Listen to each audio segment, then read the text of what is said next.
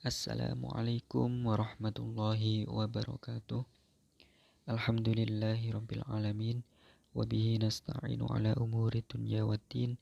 Sayyidina wa maulana Muhammadin wa ala alihi wa sahbihi ajma'in, amma ba'du.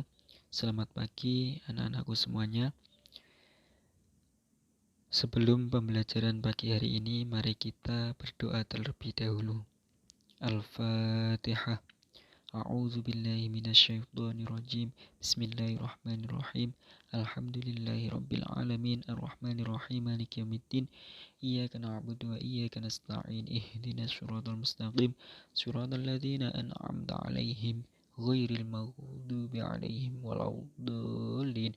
Rabbighfirli wa liwalidayya wa lil mu'minina amin. Belajar Al-Qur'an hadis.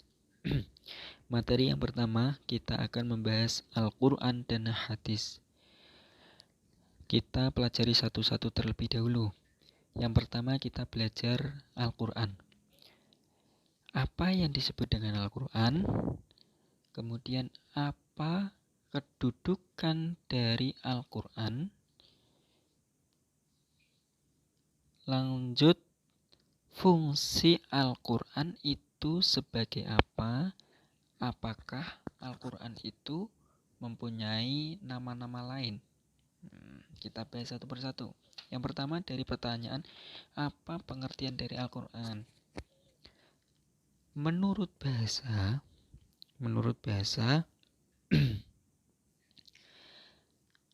Al-Quran adalah dari kata qara'a yaqra'u Qur'anan, yang artinya bacaan. Sedangkan menurut istilah, Al-Quran adalah kalamullah yang menjadi mukjizat yang diturunkan ke dalam hati Nabi Muhammad SAW, diriwayatkan kepada kita secara mutawatir dan membacanya dinilai sebagai ibadah.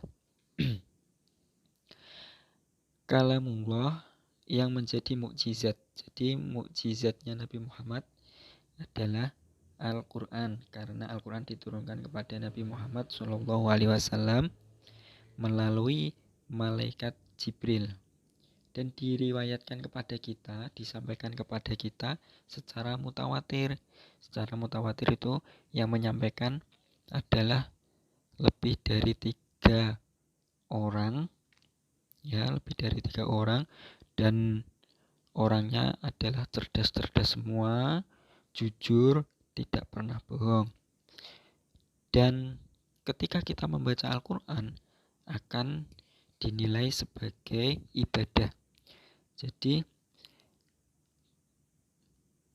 orang yang membaca Al-Quran akan mendapatkan pahala yang sangat besar. Lanjut lagi, kedudukan Al-Quran. Kedudukan Al-Quran di sini adalah sebagai sumber hukum Islam yang pertama dan utama. Jadi Al-Quran di sini kedudukannya adalah sebagai sumber hukum Islam yang pertama dan utama.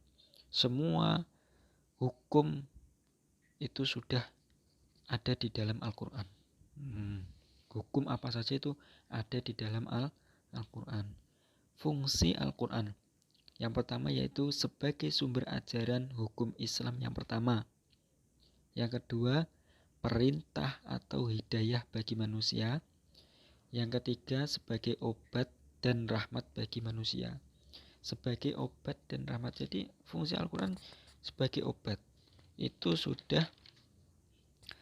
sudah ada dalam Quran surat Al-Isra ayat 82, yang artinya, dan kami turunkan dari Al-Quran suatu yang menjadi penawar dan rahmat bagi orang-orang yang beriman, dan Al-Quran itu tidaklah menambah kepada orang-orang yang zalim selain kerugian.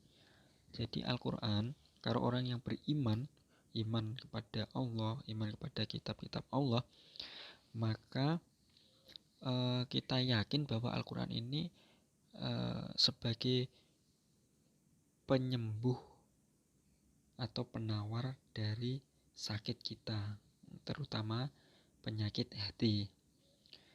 Kemudian setelah sebagai obat, Yang keempat yaitu pelajaran yang berharga dan penerangan atas segala hukum. Jadi hukum-hukum yang ada nanti akan dijelaskan oleh Al-Quran juga. Yang terakhir yaitu petunjuk tentang tata cara beribadah kepada Allah. Jadi dalam Al-Quran juga diberitahu tentang tata cara beribadah kepada Allah. Kemudian nama-nama lain Al-Quran. Yang pertama Al-Furqan. Al-Furqan artinya pembeda. At-Tanzil yang mempunyai arti diturunkan. Alkitab artinya yaitu ditulis. Az-Zikru artinya peringatan. Mudah-mudahan bisa difahami oleh anak-anak semua. Dan bukunya dibaca lagi, dipelajari lagi. Cukup sekian, wabillahi taufik wal hidayah. Wassalamualaikum warahmatullahi wabarakatuh.